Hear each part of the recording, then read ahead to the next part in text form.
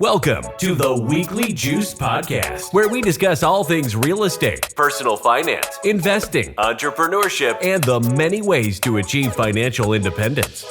We interview accomplished investors and entrepreneurs with the goal that their stories inspire you to take control of your financial future. Here to get your creative juices flowing, while also documenting their own personal investing journeys, are your hosts, Corey Jacobson and Ryan Bevilacqua.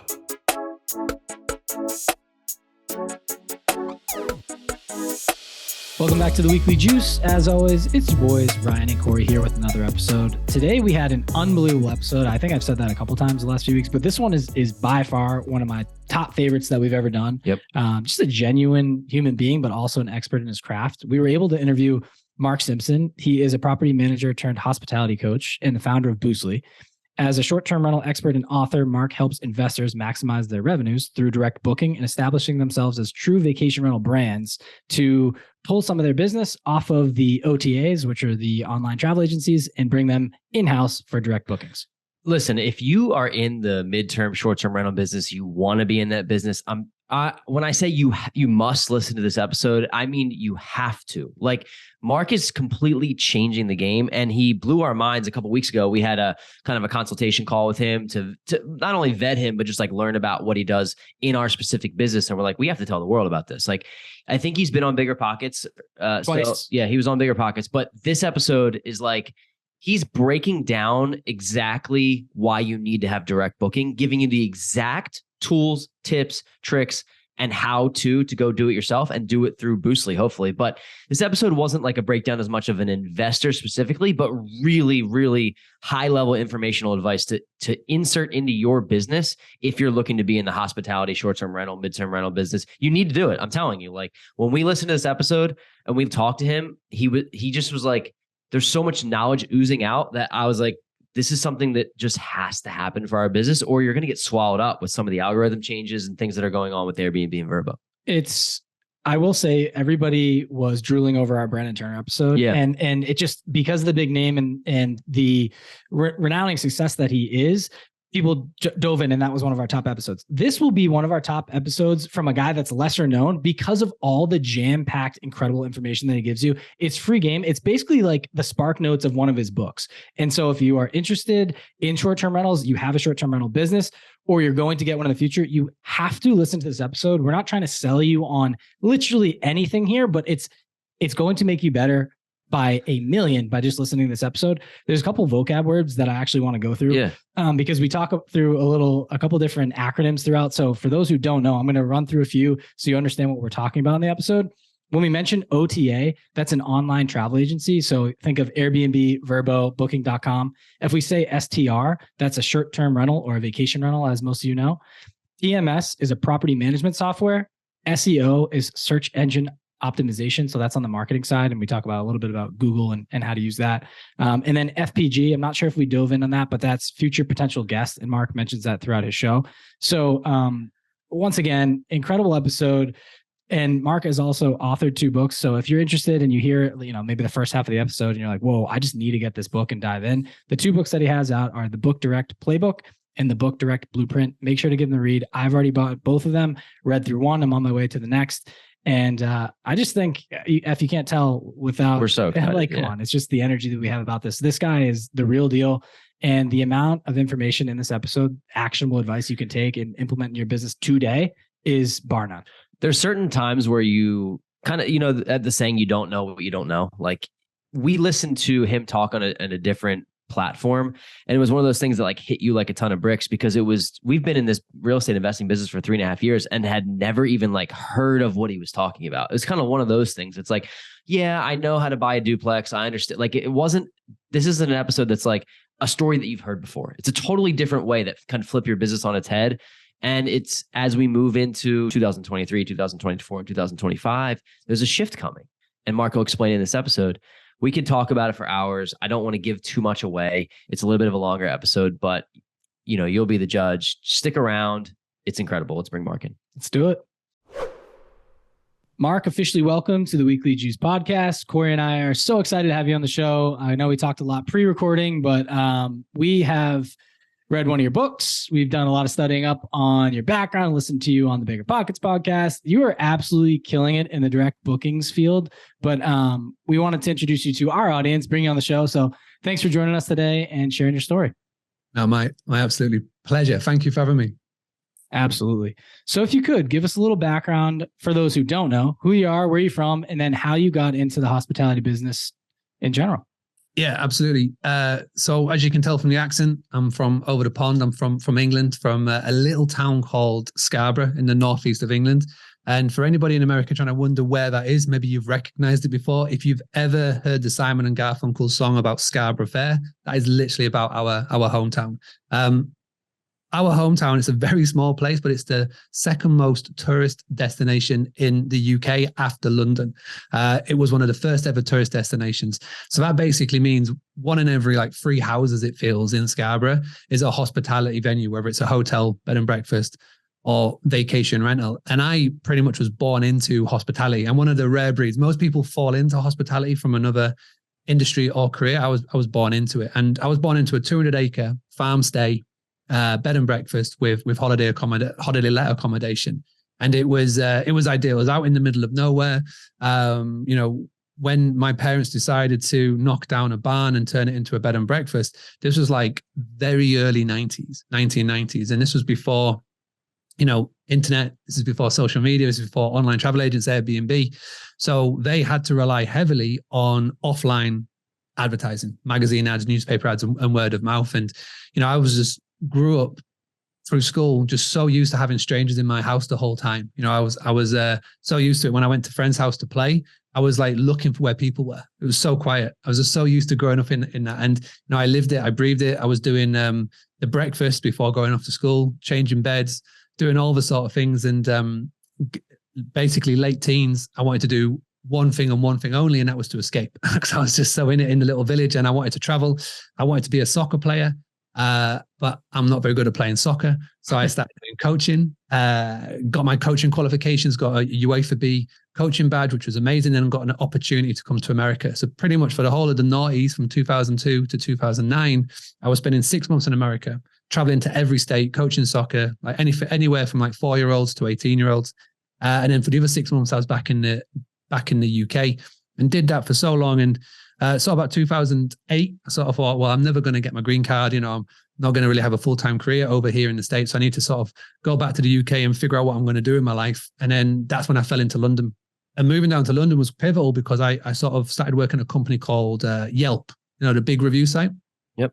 I was doing sales and I was doing marketing and just sort of learning everything about, this is 2009 going into 2011. So I learned all about Facebook, about Twitter, about TripAdvisor, how Google works, all these sort of new social media and marketing and sales. And 2012, my parents' business was still running. This is 25 years in, and they were sort of thinking about retirement. And I'm the eldest of 4. And they asked me and my wife and my eldest, who was 1 at the time, if we wanted to move into a family business. And we jumped at the idea. We thought it'd be a great place for little Alfie to grow up. And for the next 2 years, I basically put 25 years worth of offline word of mouth, and we put it online, coupled in with everything that I learned in London working for Yelp. And it went crazy. It went like wildfire. It just took off. So we were able to sort of grow our Facebook following to being the most followed local business page in the area. Our TripAdvisor ranking went into the top 3. And we grew to a point where 80% of our bookings were direct. 20% were coming from Booking.com, the Expedia group. And then obviously over the years, then Airbnb founded and they sort of crept in as well. And then in 2016, I read a book by Tim Ferriss called The 4-Hour Workweek. Don't know if you've heard of it yet. Oh yeah, Sure have. So read that book and it changed everything. Because up to that point, I sort of wore that busy badge on my sleeve, very proud, doing everything ourselves and whatnot. Learn about virtual assistants and virtual team members and delegating and outsourcing. And that was it. It was just, we're off with the races. I was able to sack myself pretty much from our family business. And with the time that I created, I started to go to tourism meetings in our area. And like I say, very popular tourist destination. 1 in 3 businesses is hospitality in some way, shape or form. And so we had a big tourism group. And there's about 100 people would always meet up every month. And I'd just go to these meetings just to sort of see what other people were doing. And it was at these meetings where I got the idea for Boostly, because when it came to marketing, I was asking the question, what are you doing to bring in your own bookings? And I was expecting them to say, Facebook ads and Google and website SEO. And they were just looking at me blank face. And they were like, well, we get our bookings from booking.com. And I was like, okay, well, that's a bit crazy. Like, what happens if, you lose your listing, or what happens if you get a couple of bad reviews and da-da-da-da? And they just blank face. And so I started to ask around, looked around on Google, like who's helping hosts, who's providing support, and there was nobody. And 2016, about October time, I created a group called the Hospitality Community Facebook group. It's still there today. Everybody can come and join. It's a free group. And just every single day, I jump in there and I give help and advice in some way, shape, or form. And it was meant to be just for Scarborough. That was like the foundation. It was just for Scarborough. I never had visions that I'd be speaking on a podcast, someone in America right now. And it just took off. People from outside of Scarborough started to request to join. And then we had people from Scotland and Europe and Australia and America and Canada. And before I knew it, we were like 1,000 members in. And everybody was asking questions. My inbox was getting full with questions. So I just thought, there's something here. My wife gave me an idea to call it Boostly, because I was going to call it Boost Hospitality. She said Boostly for short. And I just created tutorial videos, put it behind a paywall on Thinkific of all places. And we just sort of grew that. And then for basically the last 4 years, we sort of pivoted to being a website design agency with e-learning services. And that's really become our niche. And we just focus on one thing and one thing only. That's direct bookings, and how to generate direct bookings, how to grow your business to be not reliant on Airbnb. And now my mission and my goal is to help 1 million hosts cut down on their over-reliance on Airbnb. And we do that through web design. We do that through training, content creation. And fast forward to now, last year, we generated £5 million or $5.5 million worth in direct bookings for our websites. We've got over 2,000 members from all over the world, and we've got 2 books. So yeah, that's where we're at. Amazing. I know Rye's got a million questions. I just wanted to touch on the fact that we've gotten to know you over the past month or so, and it's been awesome. You've kind of lit a spark for us as Rye and I shift in some of the business ventures that we're doing. But I wanted to paint the picture a little bit even more clear for people on why what you're saying is so important. And for example, if you think about like the word Q-tip or the product Q-tip, it's actually a brand. It's not the product, right? So, or Kleenex, it's not a tissue, it's the brand. When people talk about Airbnb, should I get an Airbnb? Like that, they recognize that as like a short-term rental, when in fact, all Airbnb is a platform. So when you have that in mind, you're essentially relying on a different CEO and a different business model to be able to run your own business. And why that's dangerous is because you don't know what their plans are for the future and how they're handling new things coming in. And one of the things that we talked about with you, that your prediction is that Airbnb will end up having like a 15% fee to hosts because of all the negative feedback that they're getting from guests. And something like that, I'm not saying that that's just a prediction, right? It's just a guess, but something like that going from 3% to 15% is going to change everything for people who are relying on VRBO and Airbnb for bookings.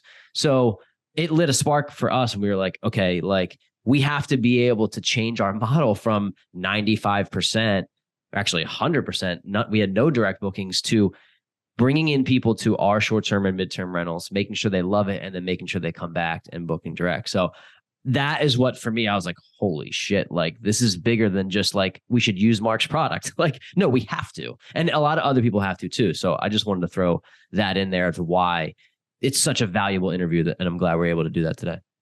No, awesome. No, you're absolutely right. And this is the problem. I mean, Airbnb have been so fantastic at branding their business and building trust into their platform. Joe Gebbia was one of the co-founders. He did a TED Talk. You can go find it on YouTube. It was about 2017, and he was explaining how Airbnb was built for trust, because they had to convince not only homeowners and landlords and hospitality businesses to go onto their platform. They had to get the guests to trust it as well, and they've done fantastic work in doing so. They've got so good that they have created the verbiage of short-term rentals, like you say. They have Ubered this industry. The problem with that is that if they keep on going, then what's to say that they don't just stop at 15%? They could easily go, you know what, chaps, Corey, like Ryan, you've got your business here. I can see we're generating tons of revenue for you. I think this 15% is a little bit unfair. Let's knock it up to 30, 40. I actually think it's a 50-50 partnership, and they'll just keep on going. Like for Amazon. For last year, I worked with Amazon for the first time. For every book I sold after printing and all of that, I ended up only pocketing 30%. They took over 60% commission for every book sold. And that's because they have dominated and now dictated the book industry. So there's no reason why Airbnb can't do the same. And so this is why we have to sort of put a stop to it. And I'm not saying go cold turkey. This is the big misconception of what I talk about. Is I'm saying, people think I'm saying you've got to leave Airbnb. I'm not saying that.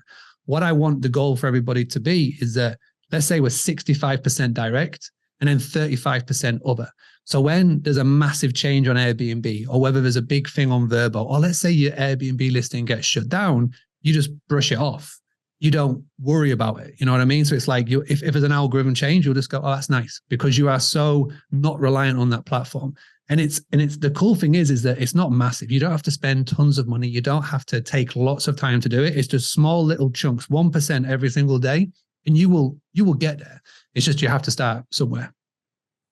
Yeah, I really like that. You have a saying, you should never build your house on someone else's land, right? And that kind of now is ingrained in my head, where it just makes so much sense. We're building our own brand and business, but you're doing it on someone else's platform. It doesn't make sense. They're taking a huge cut. What could it be in the future? It could be a gargantuan amount that they basically overtake your business, right? And then for us, if Airbnb shuts down, we have nothing. Then we just have to pay our mortgage every month and we have no bookings coming in. So the data collection is key. The marketing is key. The hospitality is key. There's so many layers we'll go into here, but we saw this example though, just to paint that picture. We saw this example with a friend's Airbnb listing, and they had like 6 reviews and they were all 5-star, and they got 1 negative review, and somebody was just having a bad day. Like, they listed 12 things and all the other people loved the property, but it wasn't like there was 75 other reviews. There was only 6. So it took their listing from 5 stars down to 4.3, and then boom, it's in the back of the algorithm, and then you're getting no bookings. And it's like, wait a second. Like, I put, whoever it is has put all this time into building this business and making sure that they have all the property management in place and the furnishings and everything. And then they're relying on another platform that just kind of wants the 5 stars to pop up, even if yours is a 5-star. So yeah, I'll let you ask the question that you're going to, but I just wanted to say why. Like, this is why this is so important. We've seen it happen in real life. That's why we were like, oh, we need to make a pivot. Luckily, for us, right, we're only 2-3 months into our short-term rental business. Yeah, exactly. Owning a property. But we're trying to grow it. This is how you do it. Exactly. We're trying to grow. We're trying to scale this thing. And with the help of Mark, we're going to do so. But Mark, I want to jump this back to you real quick. And so say people hear you're like, hey, I get the message. I need to start booking direct. What steps do I take from here? Let's just say maybe they have 1 to 2 Airbnbs, but hopefully you can give advice for people that are on the small scale like that. And then also for people that may run 12 to 15 of these things and run a short-term rental business. I think a lot of the advice will kind of weave back and forth and kind of apply to all. But if you could just give us a starting point, like take us through this thing. Well, I think the best place to start, and this is a common question, like when is the best time to start? And the best time to start is at property number 1, because otherwise what happens is if you don't start at 1, and let's say you think, right, property number 7 in my journey, and that is when I'm going to get the systems in place. By that point, it could potentially be very late. So what do I mean by that? Is that when you start at property number 1, you call it the red house, right? Everything is the red house. You think, right, that is the red house. You list it on Airbnb as the red house. Anytime anybody asks you, what's the name of it, you call it the red house. But as soon as you go property number 2, that no longer is, your business is no longer known as the red house. Then you've got to start to build the brand. So when you talk about a brand name, so whatever that brand name could be, you could call it Boostly B&B. But then that is when we go to the next stage. So property number 2 comes along. And you've got your Airbnb listing, and then you think, well, hang on a second, I've got to now connect it to another program. I want to go on this thing called VRBO that people are talking about. So you go create your VRBO account. So then you think, well, Airbnb will be my main calendar. I'm going to connect that via the iCal, which is like a little calendar link that they give you, to VRBO, so you never get a double booking. And I've seen it so many times where people go 2, 3, 4, 5, and they keep everything on Airbnb and they got VRBO going over here. And it just becomes a bit of a spider's web. It becomes a bit of a mess. So the best thing to do is at property number 1, the first thing you need to install into your business is what's called a property management software tool, otherwise known as PMS. Now, the problem is that there are over 1,000 different property management software providers. There's too many. And there will be consolidation at some point in time, and that 1,000 will get narrowed down. But what we've done at Boostly, we created a blog post because we wanted to make easier decisions for people. So we interviewed over 100 hosts, pros and cons of every PMS that they're using. We compiled the list. I think we've got the top 20. So if you go to Boostly, boostly.co.uk/PMS, P for Peter, M for mother, S for sugar, the whole list is there. Just go and pick one. There's names that you'll recognize and the names that you'll see in Facebook forums and all of the things, but just go and pick one. Book a couple of demos and pick one, whoever you go with. And the cool thing is now is that there are solutions that are budget, and there's also ones that are offering so much services and features and tools than when I first got started back in 2012. So just go and pick one. And what the property management software tool will enable is that will be your central platform that you go to every single day. That will be the first tab that you open when you sit down to do admin, because with a property management software tool, it controls your calendar. So once you've got that, you can then link it to your Airbnb. You can then link it to your VRBO. You can link it to booking.com. You can link it to other listing sites, which is really important. So we don't become reliant on one platform. You list your property on so many places and you're controlled by a property management software tool. Another bonus is that you can then bring in a payment gateway. Stripe is the most common one. All of the PMS providers love it, integrate with it, and use it. There are others, and I know there's some cryptocurrencies starting to try and come into hospitality, but for now, just to play safe, go with Stripe. So what that means is that when you've got a payment gateway, you could message me. So you'll have checked out of my property. 6 months later, you call me back and say, yeah, I'd like to come back again. What I see so many hosts doing, and I see it on their Instagram profiles, is they've just got the link to their Airbnb listing and people just give that. Like, we are literally doing the marketing for Airbnb. But how powerful would it be instead? Just say, yeah, no problem. We've got you. What dates would you like? Yeah, absolutely. I'll book you in. Here's a little payment link. Can you pay via here? Done. Direct. Sorted. And that's what the power of a PMS gives you. And then the other thing, which is a website. So it gives you the power to have a direct booking website where you can showcase your properties. And this is all done via having a PMS. So those three things are important. And if you start at property number one, you're laying that correct foundations to where you can grow and scale. This is awesome. So let's say somebody's listening, Mark, and they're thinking, okay, that sounds great, but it sounds like I already need to have customers in order to do this, right? Do I start them out? Do I get them on Airbnb and VRBO first and then convert them over? You mentioned something about a customer avatar. So you're talking about finding the exact person who you want to be, who you know would want to book your place, right? Is the best way to do it is start out on Airbnb, get some great listings, and then reach out, get some great listings, get some great stays, great reviews, reach out to those people and then try to convert them? Or do you reverse engineer it from the other side?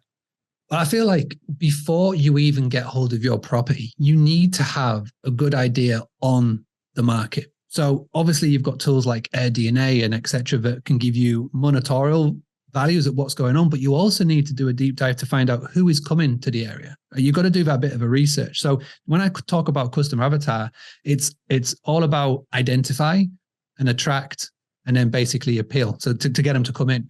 So with identify, you've got to know, all right, so you've got a property by the beach, right? And why are they coming to the beach? What's it for? Well, it's ideal for, people escaping from the city. It's got about a 3 to 4 hour drive away from the big cities. It's got those boxed off. It's ideal for surf. You know what I mean? So it's like the people that are coming here will be X, Y, and Z.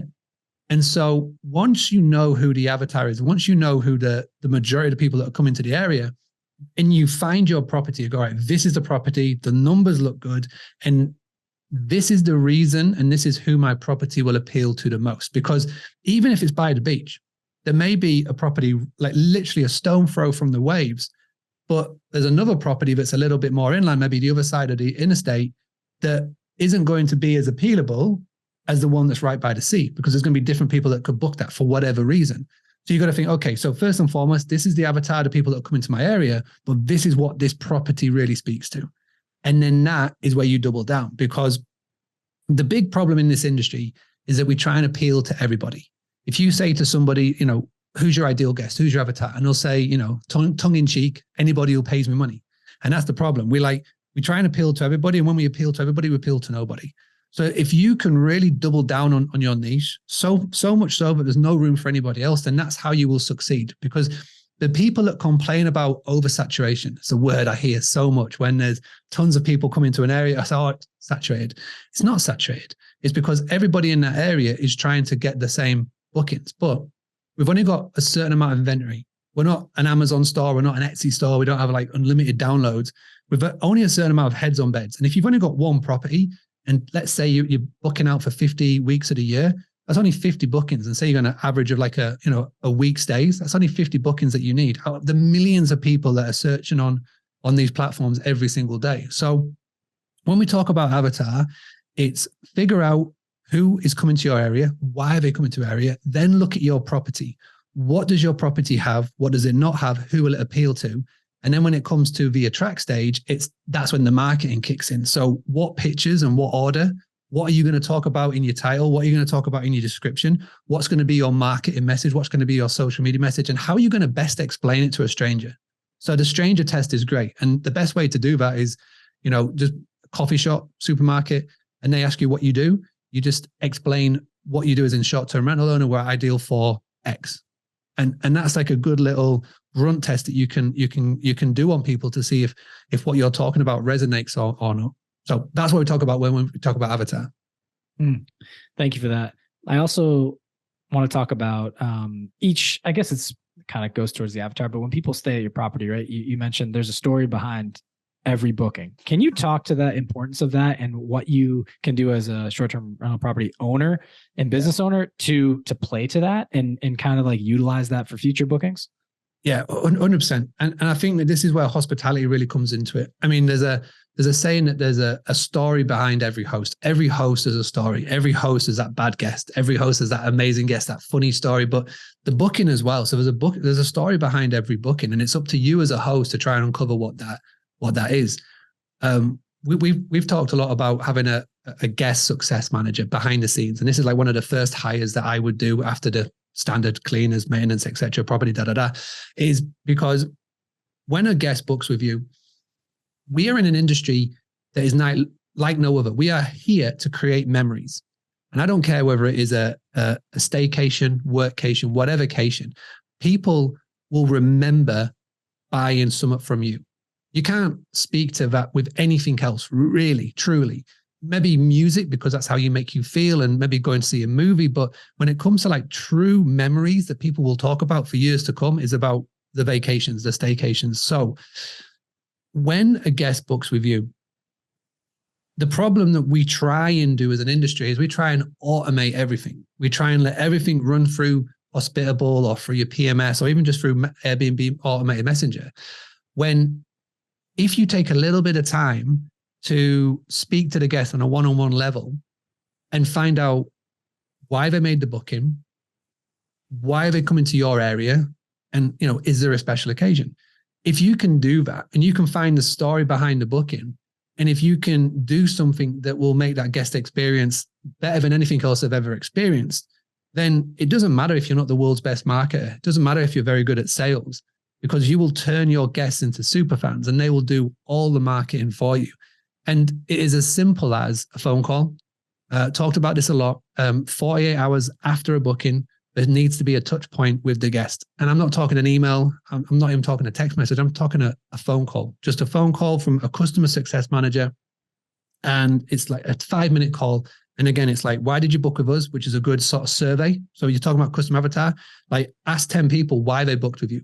They'll tell you everything that you need to know. So we can have a misconception of what we think our property is great for and why we think that picture's the one. But if you ask 10 people and 8 of them say, well, actually it was this reason, you can pivot very quickly instead of just you assuming that that's the reason. But number 2 is a fantastic opportunity to have an upsell, give them something, whatever that may be. And then you'll find out the story of why these people are coming to stay with you. It's a superb tool. What's interesting, Mark, is that I think what's happened to the short-term rental industry is it got looped in with this word passive income. And unfortunately it did, because there's a lot of people out there that are trying to automate everything, just like you said. And, if I buy 3 or 4 of these short-term rentals, I'll be able to sit on a beach and not do anything.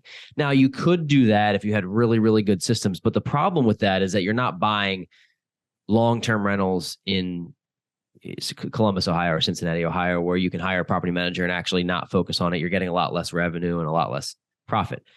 You're competing with hotels, and somebody in a hotel is standing outside your door with a hot towel. And the problem with assuming that you can do this with automation is that you can, but you're going to eventually get beat out by somebody who's better. And the best experiences and the best short-term rentals are the ones that are going to stand out in 2023, 2024, 2025, because when you said the market is saturated, it is not saturated, but it's saturated for average. That's at least how I look at it. So you have to be elite. And the only way to do that is to have a personal touch, is to make sure that you're catering to the specific needs of that guest, and then getting them to come back to your place. I find it hard as a consumer to want to go back to a specific place because there's so many places to see, right?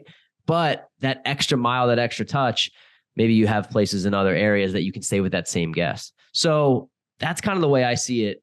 And I just wanted to throw that in there. I think that that's the way to be able to be successful. If people are like, well, it's so saturated, like that's a rebuttal to what you were saying regarding that. Yeah.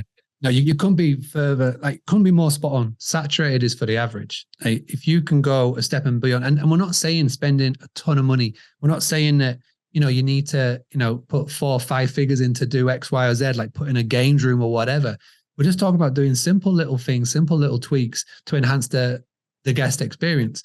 And it comes back tenfold. So yeah, number 1, know your avatar. Number 2, have a hospitality first mindset, because you're right, with the rise of like rentalpreneurs and automation and there are fantastic tools now available to small business owners.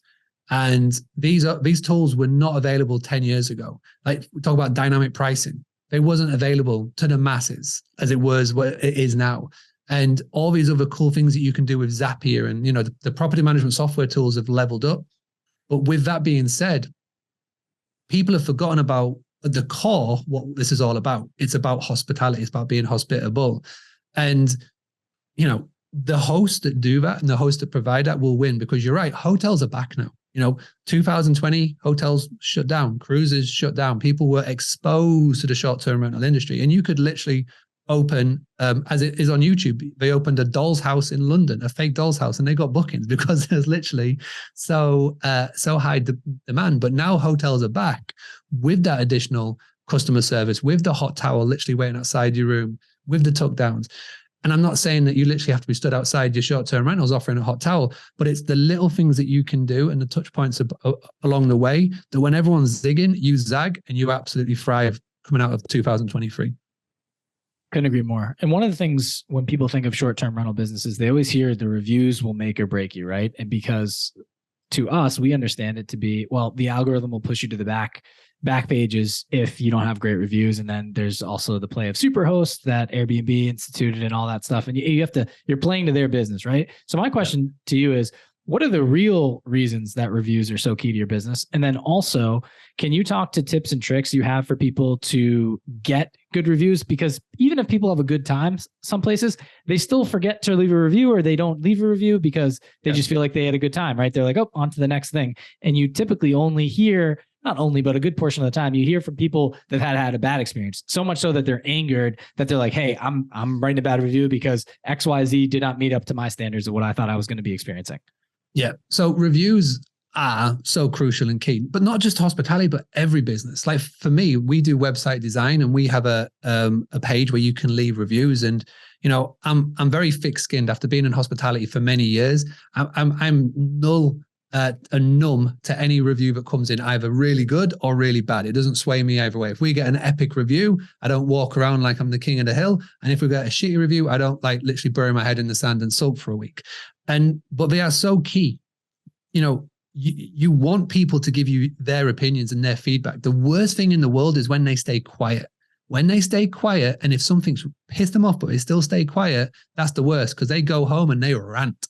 They'll rant somewhere that you will never find out. And this is where we bring it back to the customer success manager. The customer success manager, and again, you could probably get someone on 20, 30 hours a week. It can be a virtual, it can be in person or whatever. It doesn't have to be breaking $1,000 a month at all, but they are so key. And with working like 20, 30 hours a week, they're not just going to be calling somebody. The touch point isn't just going to be after the booking and that's it. we're going to have 3 touch points. One is going to be after the booking is made. The second is going to be 24 hours after arrival, which is very key, because 24 hours after arrival, little phone call, WhatsApp, whatever, text message, and just saying, hey, is anything I can help you with? Is everything okay? Have you managed to find out how to turn a dishwasher on? Have you managed to find where the bin's at? Whatever it may be. Ask that question then, because if there is something that is annoying them or something on their mind, and you can highlight it then and put a stop to it there and then that will eradicate that potential crappy review or that fume that they're going to do at the end of it. If there's a crap situation, but you look to make a fix and you fix it, then that's an instant boom, back up to 5 stars. So that's an important touch point. And then the other one, closer to the question that you asked, is 72 hours after the guest is checked out. Quick phone call. How was your stay? What did you like? What did you not like? And if it could turn around and say, amazing, say, hey, do us a massive favor, please. Could you just leave a review on X? I mean, doesn't have to be Airbnb. Google is a fantastic spot. Facebook business page, wherever you want people to leave a review, send them to a place where they can leave a review. Email it, text them it, and just say, hey, do you mind just leaving a review here? The reason why we do it 72 hours and not 24 hours or on the day that they're checking out, and this is a big problem, is that you see, let's imagine that you're doing a service where you see the guest out. And I see this so much. So when a guest is checking out, there's a representative from your company that goes around, sees them off. And just as they're leaving, they say, oh yeah, absolutely. See you next year. We're not going back next year. See you next year. But they're saying it to be nice. Yeah, we'll leave a review. As soon as they get back in the car and they drive off, then the real world hits. They realize they've got to put gas in the car. They realize they've got to get little Timmy to soccer practice tomorrow. They've got a deadline at work this week. And they're literally everything that you said, gone. And the reason why we do 3 days is because after 72 hours, they're back into their routine. Everything's la da da da da. And if you have somebody from your company contact them at that point, they instantly think back to the good times that they had on that vacation. What did you enjoy? What did you not enjoy? Da da da. If they say, yep, I had a fantastic time, do you mind leaving a review? Also, as well, by the way, this is a really good one for a sales point of view. You say, hey, do you know anyone as cool as you that would like to come stay with us? Like, we really enjoyed homing you. You were a fantastic guest. Is there anybody as cool as you needs to come to Poconos or wherever, right? And they may say no. They may say maybe. They may say yes. And if they say yes, then this is where you dangle the carrot. You always have to dangle a carrot and say, hey, so if you don't mind, set up a group chat, do a little intro. If that person books, and obviously because of you, then we will give you Y. And Y could be anything. It could be Amazon vouchers. It could be, I don't know, Disney subscription, whatever you want it to be, a $50 to $100 spend. And you may think a $50 to $100 spend, that sounds like a lot. But if you compare that to commission payments, if that booking comes in and turns out to be a $2,000, $3,000, $4,000 booking, then that's a pretty decent return of investment. But you just have to ask. I'm not sure of the author, but there's a book that's called Ask. And it is basically about asking. If you ask somebody for something, they're more likely to act. And this is the problem with automation. Is it just goes into the ether. That email goes into the mountains of emails that are in their inbox. One thing that I like to do, and there's something that I get a lot of my members to implement, is to have it to where you don't pack a guest off with a gift. So a lot of people will pack a guest off with like a fridge magnet or some like whatever is like a little thank you for staying here. Don't do it at the point of checkout, because as soon as they get in the car, it goes in the dashboard and it's forgotten about. Instead, have something arrive at their home, like get their postal address and ship something to them 72 or a week later, just to say, hey, thank you so much for supporting a local business. Here's a little gift from us just to say thank you. Again, it could be a box of chocolates. It could be whatever, right? It doesn't have to be much. Something that will remind them of the area. And because it's being posted to them and it's a week later, that will hit home so much more than if you just pack them off with something. Because again, they're back into their routine. It's something that's come through the post, because nobody posts anything anymore, because everybody does everything via email or whatever. So again, when everyone's zigging, you're disrupting it, you're zagging, and it's a little gift in the post, and it'll mean so much more. You combine that with a call, and again, it's massive on what you can get with reviews, upsells, repeat bookings, referrals, etc. Ryan's about to rip this table apart because he has a question. He's got like 1,000 questions. I'm looking at him across there. He's like I'm next, twitching. dude. Yeah. Really quick. Go ahead. So it's to play off this, and I also read this in your book. Can you talk to the QR code technique? I believe you leave something on the fridge and then also something by the calendar or by the door on the way out. I think it to inquire about a review or ask a review, or also a referral for a friend or family member to come back to the place. So when I said at the start of the story, we were able to get to the top 3 on TripAdvisor, and this is 2014. This is when TripAdvisor was a thing. Now, not so much, but in 2014, if you were ranked in the top 3 on TripAdvisor, you were like the shit. You were amazing. Like, it was a big, big deal.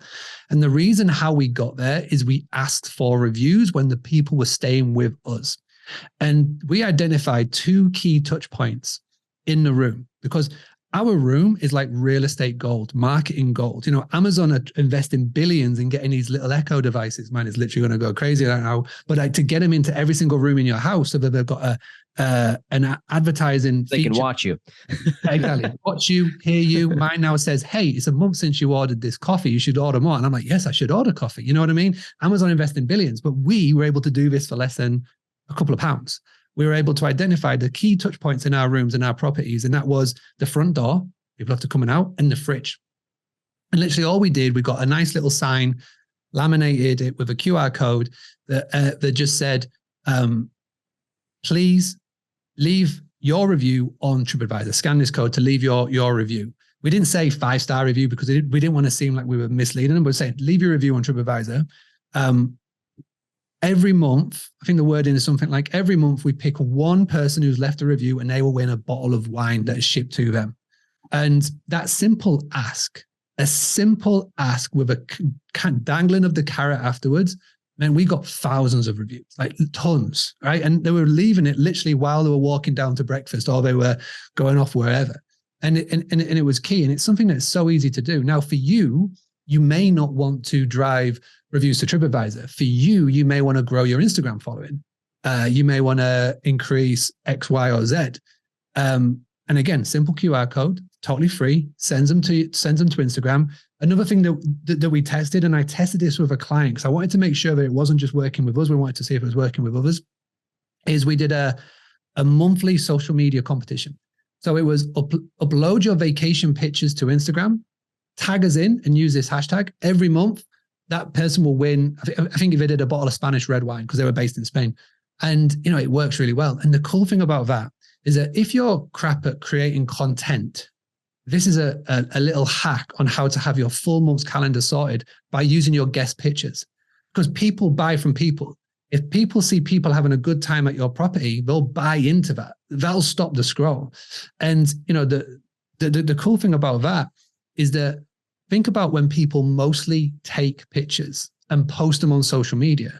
It's when they're on vacation because they love to show off to the people at home who are sat in the office jobs or doing the school run, etc. And so you're tapping into when people are already posting, taking lots of pictures and just asking them a simple ask with dangling the carrot on the end of it. And again, QR code, place it on the fridge, place whatever. I've seen these really cool things. You can go on Etsy now and you can buy Instagram signs that you can like wooden Instagram signs that you can leave on the table or whatever. And it's just asking. And anybody who does, little DM, thank you so much. By the way, here's little friends and family referral discount, You can do all of that cool stuff that's on the back of it, but that's next level. But simply just QR code. Perfect. So Mark, besides being a wealth of knowledge and like truly being an expert in your craft, which it's so evident, you know, some people walk the walk, but you're talking the talk too. And that's kind of what I want to get into is that you basically, your organization, Boostly, is building websites to help people do this for themselves, right? Can you describe that product that you offer, building the website, what you walk them through, and how you get individuals who are in the short-term rental business and mid-term rental business optimized? Yeah, sure.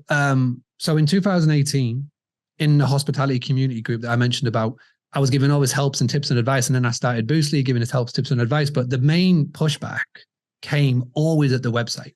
We never wanted to really go into website design because we already knew that a lot of people already had a website.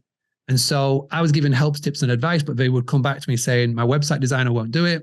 I've got my own website, but I don't know how to do this.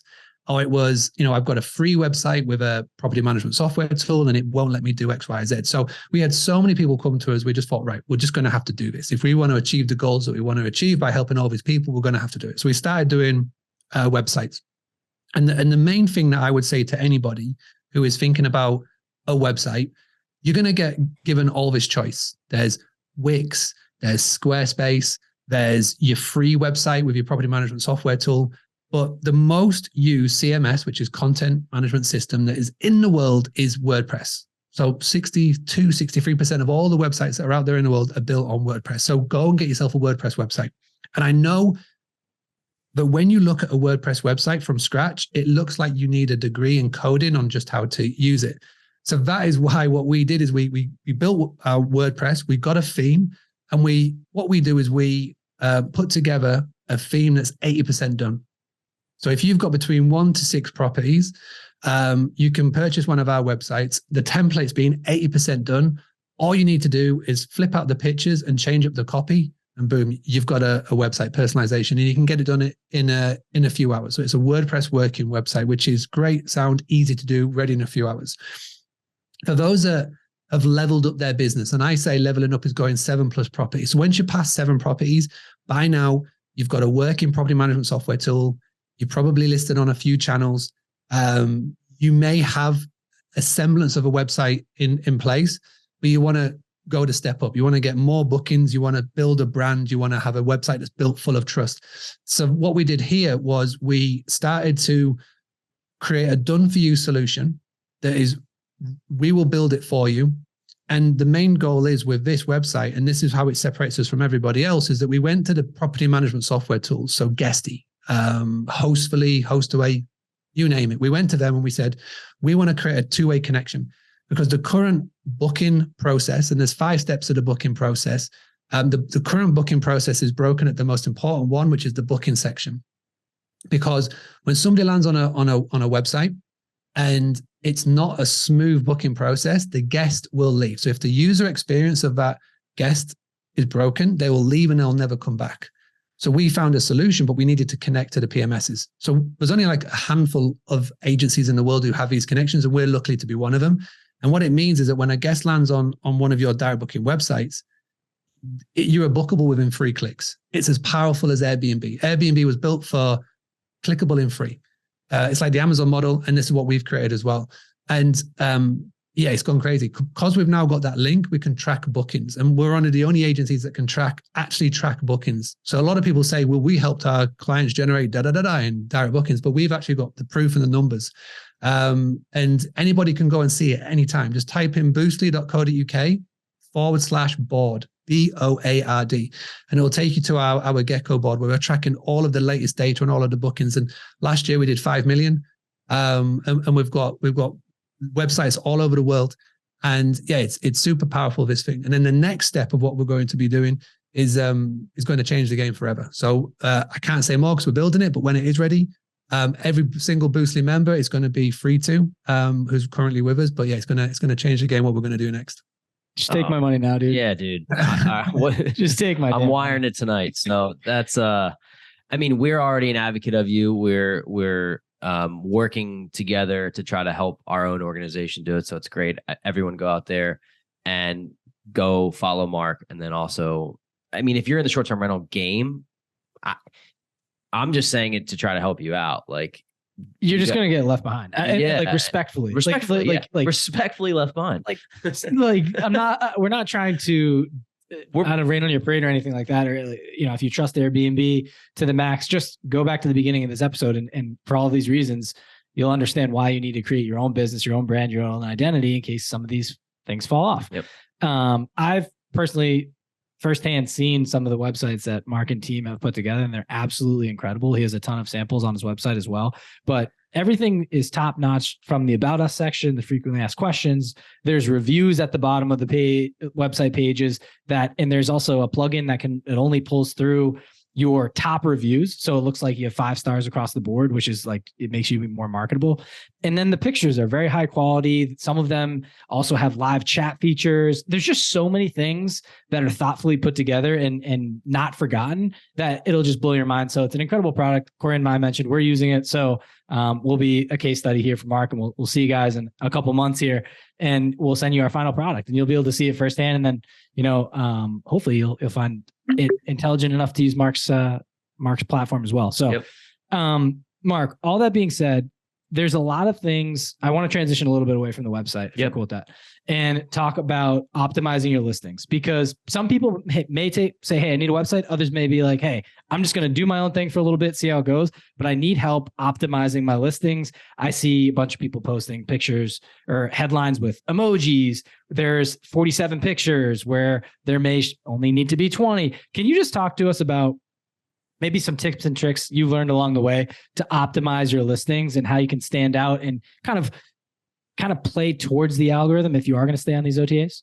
Yeah, definitely. And the cool thing is as well, is that if you don't want to go through this manually yourself, there are solutions and providers that are out there right now. For example, RankBreeze is one of them, where they will take your listings and they will tweak it depending on the algorithms, etc. And that's not just for Airbnb. We're looking to bring in VRBO as well. So that's really cool. But there's some simple things that everybody sort of misses. The first thing, everybody log in right now and just make sure all the amenities are up to date. Airbnb are changing it pretty much on a weekly basis at the moment on the new amenities that they can put on the listing. And so many people don't log in and don't keep that up to date. And, you know, it's a task that could take maybe an hour. It's definitely something that you as the business owner shouldn't be doing, especially if you're looking to hire the who, not how.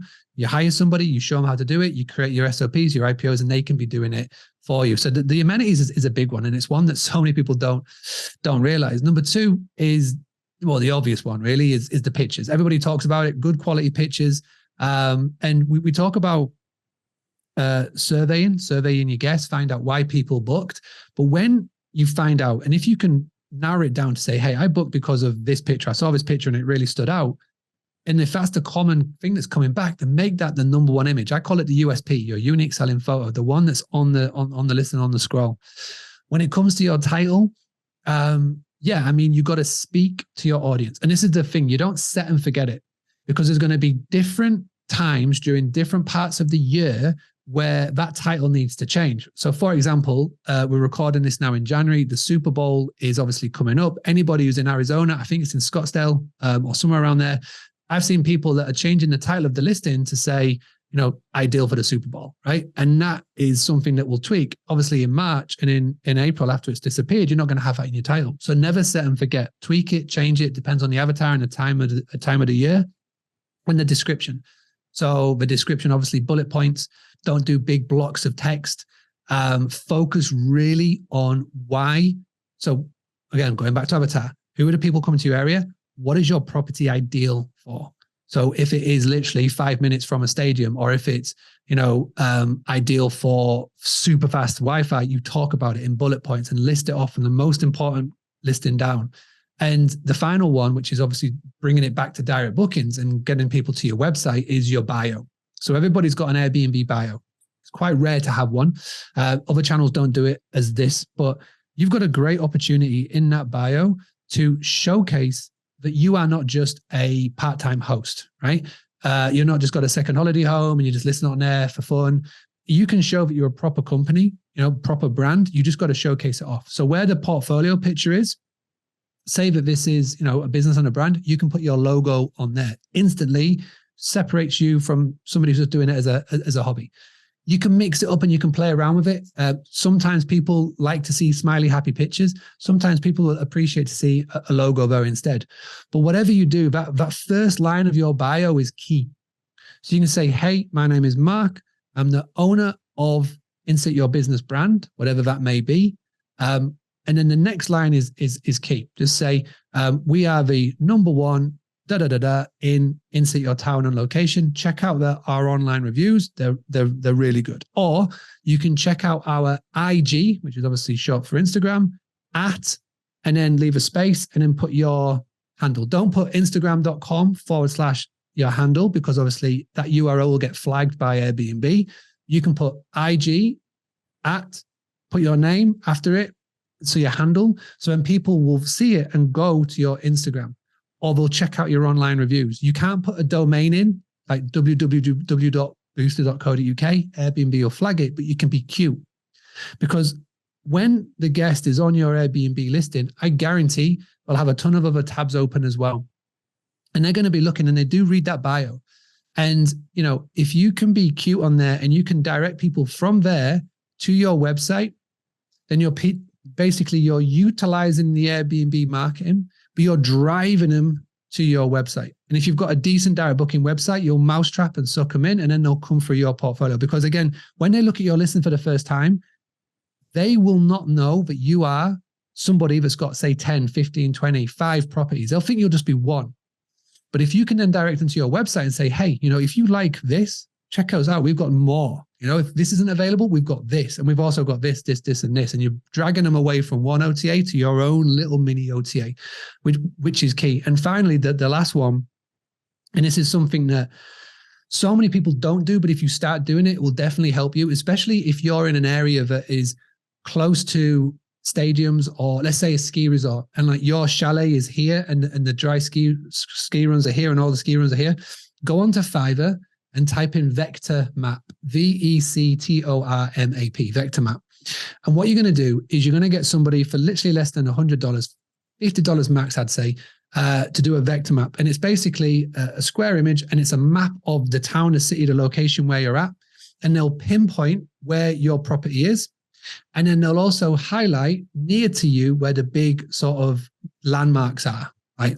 The skiing, there'll be the ski slopes. Let's say you're in New York City or wherever, and it's like, here's here, this is where everything else is. And you dump that into your top 6 pictures. And that disrupts the listing, because people will click on that and they'll go, okay, what is this? And on there, you can brand where your business is. You can have like a little watermark on the bottom right to say this is part of da da da da. And it will disrupt the listing. It will disrupt the flow, and then they'll go and find out more. If you put your little maybe a little cheeky web link or a cheeky QR code on there, you never know what you could potentially do and drive them to. So that's some listing tips. There's tons more, but those for me are the most important ones. Mark, it's interesting. I already read your book. I'm on to the second one, and then there's another one you recommended as well. That's just on my list, but I'm crushing notes on as we're talking and as you're just spinning out advice after advice. I think you're just a wealth of knowledge here, man. And it's a pleasure to have someone that knows their craft so well just come on and share it with us and our listeners for free. For people listening, if you don't have pen and paper out, you might want to save and download this episode and come back to it, because there's so many little golden nuggets throughout that Mark has hit on that we're going to implement literally tomorrow or in a week's time into our business, because they're just so key and they're little cheat codes. And from someone who's done this for so many years, Mark, it's incredible that you can rattle these off like it's second nature to you, because it actually is. I wanted to touch on something real quick, and like an incentivization that you're talking about to the direct booking for people that just brought like a broad picture. For example, Airbnb and VRBO have all these rules, like check in at 4 and check out at 11. Like they have this systematized thing where you can incentivize guests. Hey, if you want to book direct, you can check in whenever. You can check in at 12. You can check out at whenever. And it gives people, it's also incentivized, not just, hey, book direct with me. And they're going to save money, right? They're not going to get hit with any fees or service fees or anything like that in Airbnb. So I think that just to give people an idea of like, well, why would they go to direct if all the listings are on Airbnb? And that's kind of a reason why you can. I was traveling to St. Petersburg in Tampa, the Tampa area. And I remember messaging my guest and the host, and she was amazing. It was all through Airbnb. And my flight was there at 12. I couldn't check in until 4. And she couldn't really do anything about it. It was all on a timer system. And I left her a 5-star review because she was awesome. But I just think that there's maybe somebody's kind of an ass and would get mad about that. And I know the hospitality business, so I would never leave a bad review unless it was like insane. But somebody might, and then you're stuck with the algorithm. So just to point that out there, a little tip. That little thing I was just going to say, when it comes to incentivizing the guest to book direct, you're absolutely right. And if you think that this is like new ground, all you need to do is take a step back and go look at what the Marriott do, go look at what the Hilton do, go look at what these big chains do, go look at their website. And there's a section of booking direct. So if they understand, obviously at scale, that if they can increase their direct bookings, they're going to save a ton in commission. So they incentivize the guest to book direct, earlier check-in time, later checkout, free Wi-Fi. I have something called Operation Welcome Hamper. And basically all you need to do is go get a little wicker basket from a TJ Maxx and have it in your property.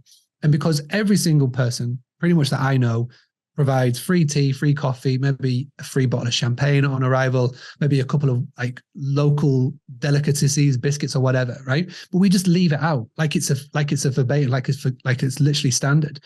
If somebody books direct, you literally have this wicker hamper stored in a cleaning closet or wherever, and message the cleaner who's doing the switch around and say, hey, Operation Welcome Basket. The cleaner will get the wicker hamper out. They'll put the tea and the coffee in the basket with the champagne, with some local goodies and a little card just to say, thank you so much for booking directly with us. As a thank you, here's our welcome hamper. Here's like a little goodies from us just to say thank you. And we have to start implementing the sort of realizing to the guests what book direct means. I actually tested this out. We went down to a very popular tourist location. We had the BBC News with us and we interviewed like 20 people. And we said, do you know what book direct means? 18 of them said, haven't got a clue. Or we asked them, another little test we did, we asked, how did you book your stay? And they said, booking.com, da, da, da, da. And so we've got to sort of re-educate our guests. Like my whole goal is to help 1 million hosts cut down on over-reliance on Airbnb. And I do that by re-educating hosts. But in turn, I just can't have it stop at the host. We need to get those 1 million hosts, re-educate their guests. And we do it by talking to it on your website, on your socials, when people check in, on the emails. Hey, did you know that next time you book with us, if you book direct, you will, it doesn't have to be money. People always focus on the money, like they'll get a cheaper rate. Some people will pay the same, but it's the incentives that will drive it home. For example, if you, right now on your OTAs, if you go on there and you set your check-in time at 4:00, right? But your check-in time, your check-in time could be 1:00, right? Is 1:00. What we used to do at our place is our check-in time was always 1:00. What I did is I went to every single online travel agent that we're part of and I moved it to 4 or 5:00. And as soon as a guest booked, we had the automated email go out, which is like this confirmation message.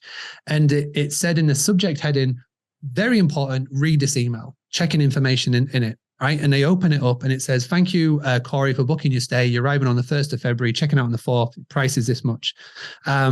Make sure you read the next bit because it's very important checking information. And what we put in the email was, if you have checked with us directly, AKA phone, website, or email, your check-in time is 1 p.m. If you have booked with us via one of our third parties, AKA Airbnb, booking.com, Expedia, your check-in time is 5:00. And then the next line was, if there's anything you'd like to amend about your stay, here's my private cell number, call me directly. And this is genius because when a guest sees that, like your example, and they're going, well, hang on a second, if I'd have booked directly, I got an earlier check-in time. I want that earlier check-in time. And so they call me up and they go, hey, Mark, I've seen everything about the earlier check-in time. How do I do that? How do I book direct? Well, funny you should say that. I can sort it right now for you. Open up your PMS, systems right in front of you. So I've got Guesty open in front of me. Okay, Corey, just for security reasons, can you please give me your full email address? Because they've typed their email in, but obviously Airbnb, booking.com, VRBO, VRBO do now, but they didn't used to share their email with you. Airbnb and booking.com certainly don't. So you've got their email, number one data point. Second thing, for added security, can you please just give us the card details that you booked with? Again, you're getting the card details. So card, boom, boom, boom. Fantastic. Right. What I just need for you to do, I can't do it for you because you've booked this stay. I just need for you to quickly just go and cancel down that listing. I'll stay on the phone with you and I'll book you in direct. You'll get the earlier check-in time. And also as well, boom, boom, boom. Well, whatever else incentives you want to throw at them. Let's do that. Super quick, done, sorted. And that's a super quick turnaround, how to turn an OTA booking into a direct. And that used to be super hard on Airbnb because of that service charge. Obviously, Airbnb started with 3% to the host and then like 12, 13% to the guests, and they called it a service charge.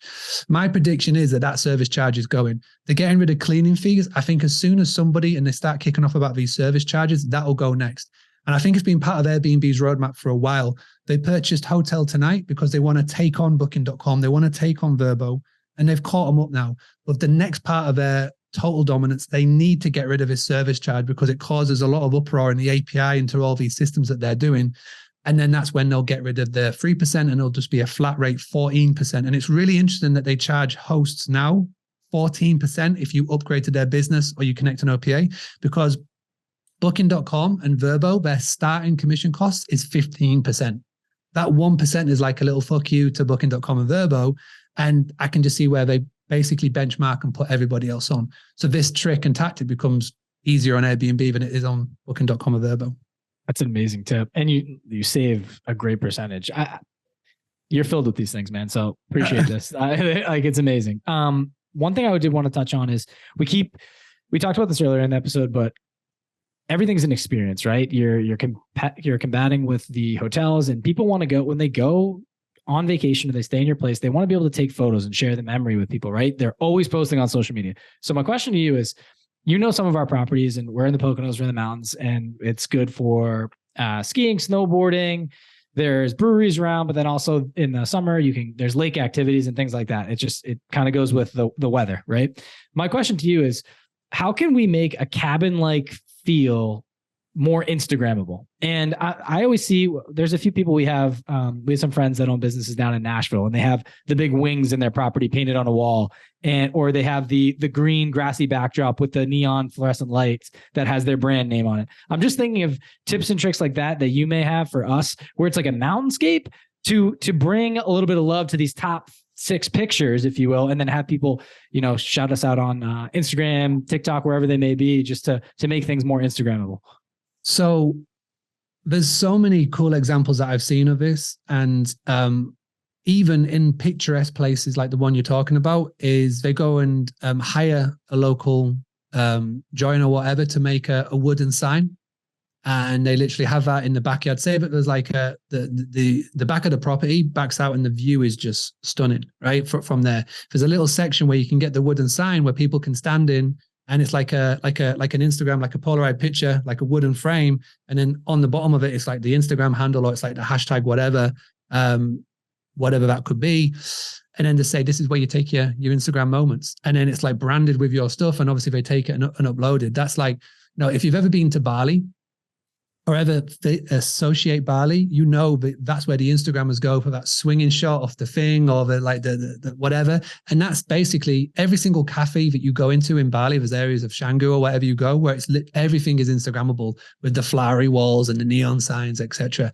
And it's not, you don't have to go to that extent, but I definitely feel like the more that you can make your property Instagrammable in 2023, the more that you will thrive on the other end. Like something that I've seen people put in now in Joshua Tree is games rooms. Games rooms where the garage used to be. So you put all that cool stuff in there. That's guest experience, but it's also like Instagrammable. And if you can murals, I see so many really cool wall murals now. And if you can brand it and make it look awesome, then again, that just becomes a bit more Instagrammable. Cool. You can go to the extreme, or you can do the simple and just, if you've got a property, like we were so fortunate where we were, our views at the granary were just stunning. And, every time people visited, they were taking pictures, and we asked them to tag us in. That was the major thing. Tag us in and put like your location tag for us. Because then when you went onto our Instagram page and you did tagged, we had all of our people uploading pictures. And the cool thing is I used to go through every single one, and like 1 in every 10, there would be an influencer staying with us, and we didn't know about it. And this influencer could have 20, 30, 40, 50, 100,000. We discovered somebody had 100,000 followers. And it was all of them were young 20 to 30-year-olds who had kids, families, and they were our ideal avatar. So we reached back out to the Instagrammer who had already stayed with us and say, hey, is there any way we could work together? You could come back, have a free stay, and we do some proper work like YouTube videos and whatever, drone shots and whatnot. And she was like, yeah, absolutely. Did that, properly advertised it. And it drove in a ton of traffic, a ton of bookings from just doing that one thing. And it's just from an Instagram post. Brilliant. I always refer back to, I forget the episode in the 50s with Brennan from Budget Dog. And he said attention is the new currency. And I bring it up sometimes because my sister's an influencer. And when I say that, I almost like kind of laugh to myself, but like, it's so legit. It's not even funny. Like she's been going to Italy, Mexico, she's been to France, she's been all over the United States for free and staying in all these places because that she promotes them. And that's kind of one of her new phases that she's done. She's more like a lifestyle and fashion and clothing. But like, if you have 150,000 followers and you stay at a place, why would they not give you a free stay? I mean, it's more eyes, it's more attention. So I love that idea. And did you have something to add there, Mark? Well, I was going to say that as well as every guest having a story, treat every guest like they are an influencer, because even if they have 10 followers or 10 people that are, that know, like, love and trust them and follow them online, and they're staying with you and they're posting about you online, they're going to go home and say, hey, where are you staying? Or they'll DM and say, hey, where are you staying? That looks amazing. So every guest is an influencer. And an influencer is so convoluted with like numbers. But if you've got 1,000 people that follow you, but every time you post, you get 999 people liking, commenting, sharing, then technically that is so much more valuable than if you approach somebody with like 200,000 followers. And whenever they post, they only get like 10% of that engaging with it. And so every guest who stays with you is influential in some way, shape, or form, whether it's on a mass scale or whether it's on a micro scale of friends, families, co-workers, and whatnot. So yeah, all you got to do is ask, look at who's posting, see who's working, and like before you know it, you'll focus on 20% of your guests that driving 80% of your profits. And if you focus on that 20%, then show them a good time, treat them, send them gifts in the post, check in with them, talk to them, call them up. They'll be your sales and marketing machine all day long. It's amazing. Thank you for that. Two more things, just the last two tips. Can you talk to, you mentioned, we were going through amenities too, and you talked about the gift basket. Isn't there a website that kind of helps you out, put like special packages together? And then also, can you talk to the last thing before we go into the last segment will be your Wi-Fi tip. I think it's StayFi is the company. So can you talk to those two things and then we'll go through the end? Yeah. So when it comes to upselling is a fantastic tool. Go and check out Mount. So rentmount.com. Also as well, shout out to thehost.co. They're giving the opportunity for you to create an online shop and upsell to your guests, which is a really powerful tool. And yeah, the Wi-Fi one is really cool.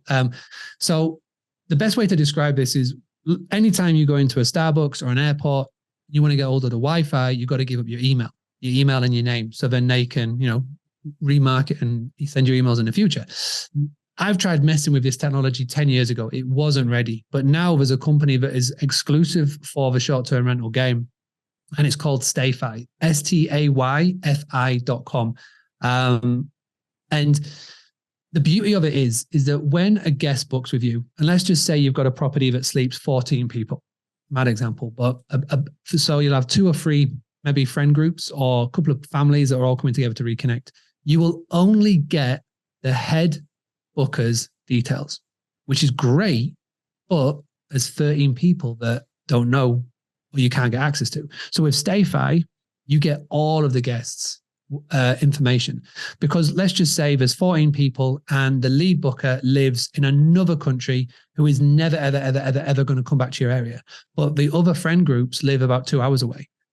With StayFi, you've got their details, their data, so you can remarket and retarget them 2, 3, 4, 9 months down the line. And the thing that StayFi are building next, and I wish I created this company. I don't have any affiliation. They don't pay me to say this. I just love this product and I've got to know the owner well. The next thing that they've got coming in is to be able to build out SMS, automated text messages, email messages to the guest as well. And it's all done through automation. So whatever that may be in the future. So yeah, very, very, very powerful tool. And it's very cost effective. Love it. That's awesome advice. Thanks, Mark. So as we wind down the show here, before we get to the last drop, I want to talk about your books. So you have 2 books that you authored, the book direct playlist. Yeah. No. Oh, geez. Oh, fuck. We're gonna have to cut that, Jake, dudes. Okay. So the book direct playbook, and the book direct playbook, and then the book direct blueprint. Let me lead that in here. Let me lead that in. Okay. So I left my bag. Your 2 books, the book direct playbook and the book direct blueprint, and you have them there. You were just showing them up. But is there a specific order? Can you talk about these books? Like, should you read one before the other? Kind of what they offer, and what was your inspiration behind writing them? Yeah, so you can get them both at the same time. I first put the playbook together, and when I first started to put it together, I had a chapter which was about the systems and the structures and the tools and the software to put in place, but it didn't fit. It didn't feel right because the playbook was all about marketing. There's like 101 direct booking marketing tips. So I pulled the chapter at the last minute and I was just going to sit on it. To be honest, I was just going to leave it on a Google Doc and come back to it maybe in a couple of years' time. But then I was part of a co-authored book, which was called Hospitable Hosts. And it was such a good experience because Jody Sterling, who was the founder of that and the sort of the brains behind it, got 40 hosts together who told their stories. Like there's a story behind every host. And I enjoyed that process so much. It was last July. The idea of the blueprint came to mind. And this chapter that I'd sort of parked And it was like, well, how could I turn one chapter into a 50,000 word book? And I was like, well, why don't I reach out to peers, friends, vendors in the industry from different categories, from, trust to insurance to upsells to digital guidebooks, dynamic pricing, property software tools. And we could all put a chapter together and create this ultimate blueprint. And that's what we did. Last December, we launched it. So a couple of weeks ago, we launched it. It came number one, which was fantastic. And, every single book that we sell, every profit that comes from it goes to food bank charities, which is like a big thing for me to help this year. And it's amazing. I've absolutely loved the whole process to it. So you can buy both books at the same time. The more and more that I speak to different hosts at different part of their journey, maybe the blueprint is the one that they crack on with first. They put the systems and the structures in place. And then once they're ready to ramp up and scale and properly market, then they can get the playbook. Or they may be in a position where they just need to get bookings in right now, and then they can focus on the blueprint. So the cool thing is they're both there. And like the impact that they're having is unreal. The messages that I'm getting is awesome. And it's like the best way for me to tap into like 10 years of things that are stuck in here, how I can get like the most impactful things down in a book that anybody can download, listen to, or get the printed version within like a couple of days, minutes, and tap into it is awesome. So it just helps me get closer to that goal of helping 1 million hosts. And I never thought that the impact it would have had, to be honest. I just used it originally to tap into a marketing channel that I wasn't on, which is Amazon. And the offset of that has been crazy.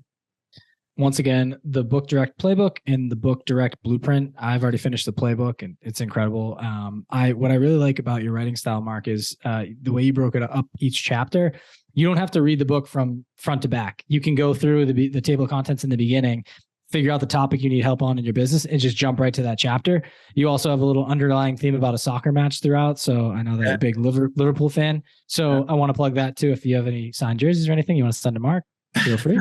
And also, I just want to say thank you, because it's been such a huge help to us already in our business. And it's been a week. Like literally we've gone through, I read it over the weekend, took a bunch of notes down, but it's things that we're implementing right away. And then what I really like too is, especially with the blueprint, I'm only a couple chapters in, but you speak to the vendors that you've used in your relationships with these people. And people like us who have never met these people can just jump right in and get connected with them and implement it into our business. So it's like, it's a call to action book. There's not too much fluff, which I like. I'm very much a self-help guy, and like, just tell me how to do it. I'm going to go do it. And then I like having the book on me. Like you talked about the tip, and I think a lot of people do this, is like, you get the audible version, then you have the paperback version, and you're going through listening while reading. I did that for one of the books, but for me, I just like having the hard copy so I can go through, write notes, revert back to it. And it's been super helpful. So thanks for writing. Yeah, Rye carries around a duffel bag full of books. So wherever he goes, he just brings all of them, because he's got like highlighted notes on all the books. Where I just listen to them on audiobook, retain 10%, and then just forget the rest. So it's pretty, it's not the way to do it. It's yin and yang, dude. Yeah, we work together. Exactly. Exactly. So, well, I got that tip from Tim Ferriss, like the way that he broke down Tools of Titan. And I mentioned this, like that was a big inspiration for me. And when I came to put the playbook together, I really wanted to match that, where you can just jump in, open up the chapter on email or how to create content or X, Y, or Z. And you can just do that, go away, implement it, and come back.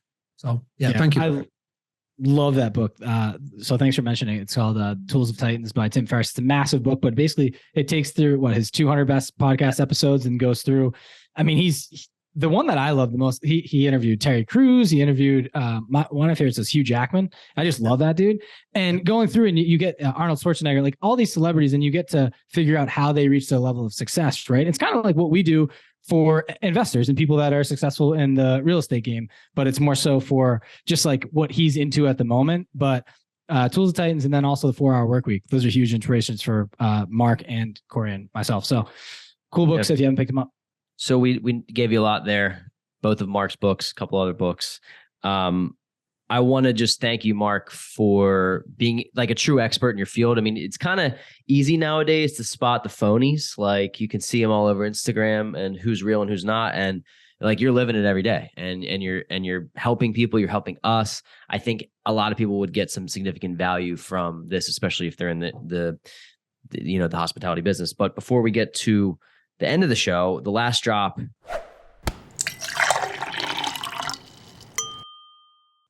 Last question. We kind of want to get a little personal. knowing what you know now, Mark, let's say you can go back to your 18-year-old self. You've been through a lot, you've seen a lot. What advice would you give your younger self if you could talk to you? Yeah, I would definitely go down the route of who, not how sooner. I feel like from like up until I read the Tim Ferriss book of 4 Hour Work Week, definitely just did things a lot slower by thinking that only I could do it. And when you start to sort of realize, well, it's not how do I do this task, it's who do I get in to help me to do this task. It was a massive shift for me and I. And even when I started Boostly, I was still going down that mindset, and it took a while, but as soon as you sort of flip that switch, you pop that Pringle tin, so to speak, once you pop your cats out, and that's been massive for me. And I recommend that to anyone is don't always try and figure out how you're going to do it. It's like, who can you find in it will help you do this? I love you. Pop that Pringle. He said, once you pop, the phone don't stop, dude. It's the Pringles tagline. I was like, wait, what's okay? I got. I love his little innuendos, and it's cool to like hear the slang of the US and then the UK and like just little things you have going. Dude, I love it. It's entertaining. Actually, another thing in your book is, and it's a super basic phrase, but it's something that I have up on my desk now. It's only been a week, right? So, or a couple weeks, but it's done is better than perfect. And for me, it's completely changed my mindset for 2023. I used to just have to perfect everything before I would go implement it. And then you forget about it. And you're like, oh, I just have a note full of all this stuff, but I never go do anything. So now as soon as it's done, I just send it, do it. Delegate here, delegate left. And, we can nurture along the way, right? And help and guide, but at least it's done. It's put into action. So done is better than perfect. That's something I'll live by. And that was a tribute to your book. So thank you for that. Mark, overall, amazing episode. This is one of my favorites. I mean, 100%. It's super selfishly, it's exactly what we needed for where we are in our lives and our business. So thank you for everything you've done. If people enjoy this episode, maybe they run a short-term rental business, they have a short-term rental or two of their own, they want to get in touch, they maybe want to use your services. What's the best way for people to find you, get in touch, and network? No, yeah, absolutely. And thank you for it. And I will say as well, there's going to be a lot of people from different realms of like real estate, right? There's going to be some people that are not looking to do this, but are looking to work with a management company. You can still listen back to this episode because everything that I talk about should be the questions that you're asking the said management company when they're interviewing you or you're interviewing them, because you can easily spot the ones that are not got their shit together than the ones that have by giving the answers that they're giving back. So definitely use this. But if you are going down the route where this is going to be you, this is going to be your business and short-term rental, and this is something that you want to be sticking around for a long time, like grow, scale, and potentially sell it in the future, then come and have a chat. Boostly.co.uk. So BOOSTLY.co.uk. Start the journey there. And if you want to book a call with any of our team to chat about any of ways that we can help, boostly.co.uk and then /call, CALL. So yeah, again, thank you for having me. I'm a big fan of the show. I check out the Instagrams and all of that. And so I love it. So to be on it is an absolute pleasure. So thanks for having me. Thanks for coming on, Mark. It's our pleasure, Mark. And I got to say, they don't quite make them like you anymore. There's like as Corey mentioned, you see people out there, and the authenticity that you have and the aura about you, I want people to know listening, he is 100% genuine. There's no sales pitches. It's just an average guy that made it and is absolutely amazing and an expert at his craft. And he's just looking to give back. So Mark, I couldn't write a higher testimonial for you. If you ever need me to write one, I'm happy to do it because I think you're one of the best out there to do it. So thank you so much. Appreciate it. I'm going to clip that and send it to my wife. So when she's having a go at me, I can just play it back. Yeah. I got your back, dude. Feel free to use it. Thanks again. Thanks for tuning in this week to the Weekly Juice Podcast. If you liked what you heard, please leave us a 5-star review on Apple Podcasts, subscribe, and share with friends. The more ratings we get, the more ears we'll get on our show, and in turn, we'll be able to provide you with more high-quality guests. You can also find us on Instagram at Weekly Juice Pod, where we post daily tips and tricks and document our own journey towards financial freedom. Make sure to tune in every Wednesday to get your weekly juice.